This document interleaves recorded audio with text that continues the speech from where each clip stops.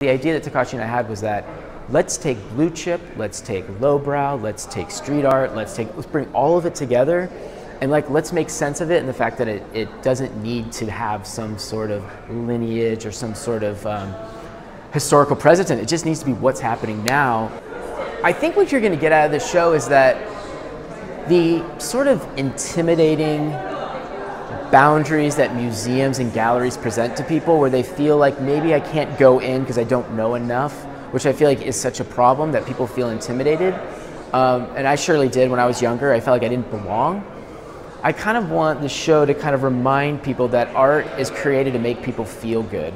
Art is created to make people think. Art is created to make people sort of understand the culture around them. And I feel like this show is supposed to be both challenging and fun, but also just a way to kind of get those boundaries and those kind of institutional kind of challenges out of the way, and let people just feel like they can just like art without knowing a ton about it. And I feel like that's something that's really important, because I feel like everyone feels like they need to have read a history book.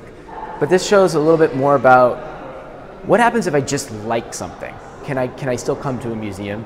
And I really like that idea, and I like art being for the people, but I also like art being for the people that's also challenging. And there are some challenging works here. There's also works that are silly and fun, and I think that's just such an honest way of looking at art.